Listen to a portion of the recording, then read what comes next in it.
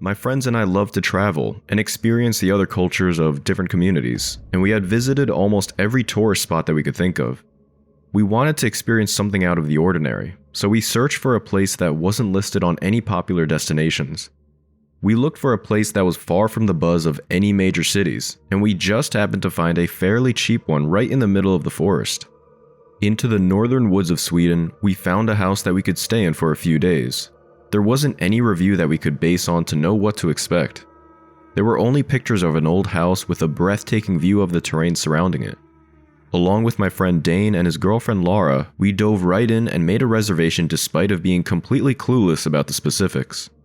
We only wanted something different for a change, but we didn't expect that this trip would lead us to the most disturbing experience that we would ever have. We picked up the key of the house from a cafe close to the airport. We were supposed to meet the host there and head to the Airbnb together, but he said that he had an urgent concern and we should go ahead without him. One disadvantage of going to an unpopular place was finding the specific location. We only had a rough idea about it since the area was beyond the outskirts of the countryside.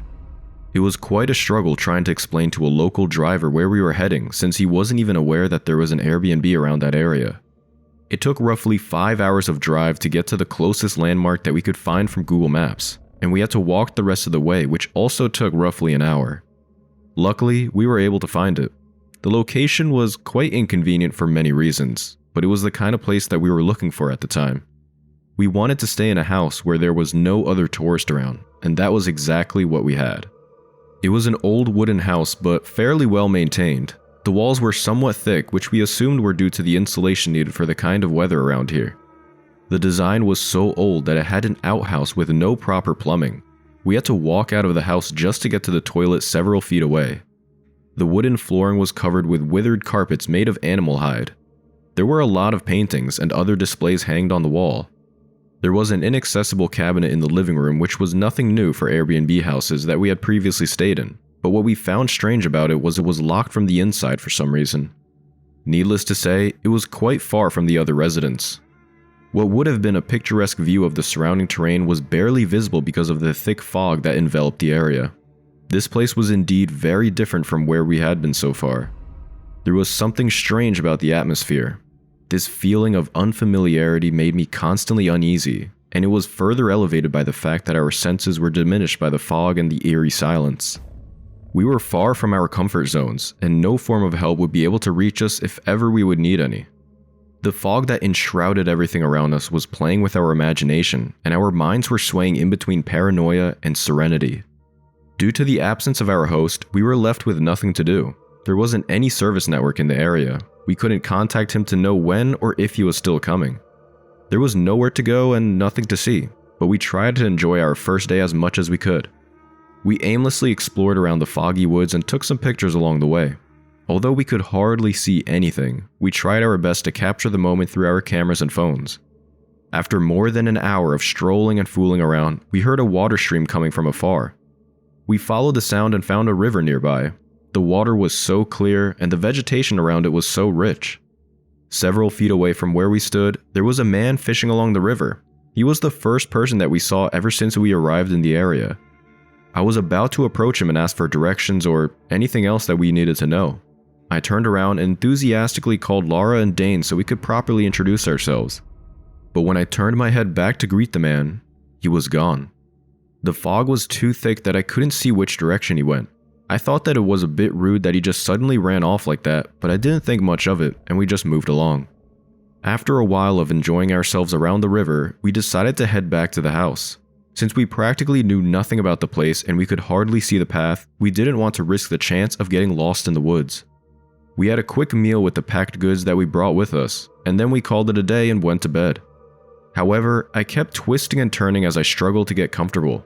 I couldn't get a good sleep because of an uneasy feeling that I couldn't explain. For some reason, I felt like we were being watched. It bothered me too much that I kept on waking up. I asked Laura for some sleeping pills after struggling for almost 2 hours, and it was only then that I was able to rest. On the second day, there was still no sign of the host's arrival. We decided to go farther into the woods, but we left some markers along the way so we wouldn't lose our track. We went further from the river, and we were quite surprised when we saw a small town. It wasn't indicated in the Airbnb post when we made our reservations, and the host did not mention it either. As travelers, we were quite excited to interact with the locals of any land. However, the community did not share the same excitement that we had.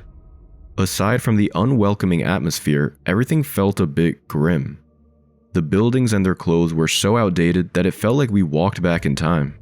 It was obvious that the locals were not used to seeing foreign visitors. Our enthusiasm was quickly nullified as we walked around. We decided to hide our cameras since they might not like their pictures being taken. We ended up lowering our heads while erasing the smile off our faces. I noticed that the folks were secretly staring at us, but they were avoiding to make any eye contact for some reason. When I tried to greet a man as a sign of good gesture, he turned away and ignored me completely. This unwarranted attention grew more apparent when we walked inside a diner to have a meal. The people inside the establishment were turning their heads as we headed to an empty table. Dane was trying to make light of the uncomfortable situation by walking like some kind of celebrity being stared at. His girlfriend started laughing, but the server did not appreciate his humor. She sneered at him as she was pouring coffee into our cups.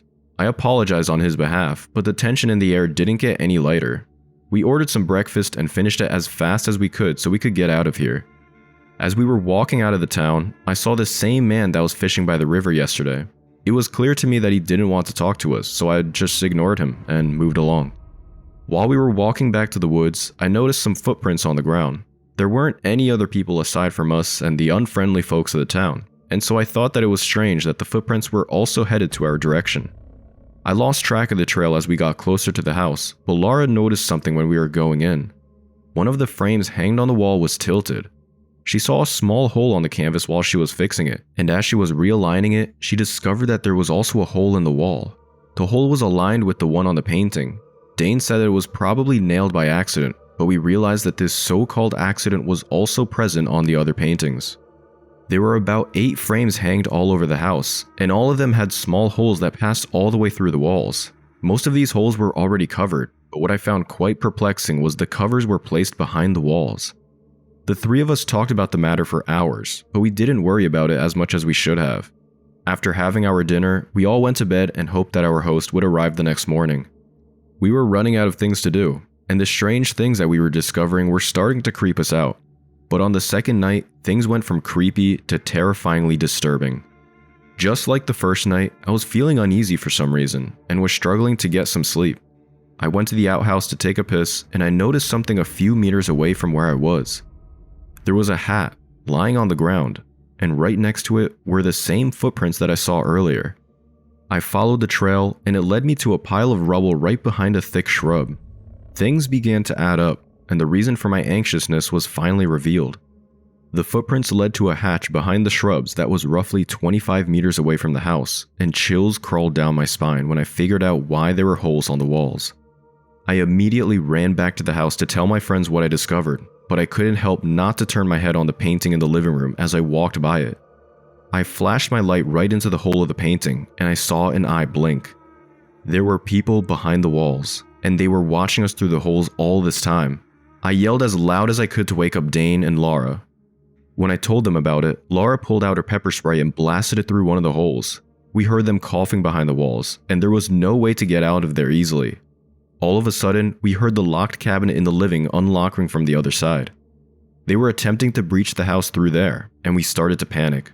Dane and I moved the couch and blocked the way.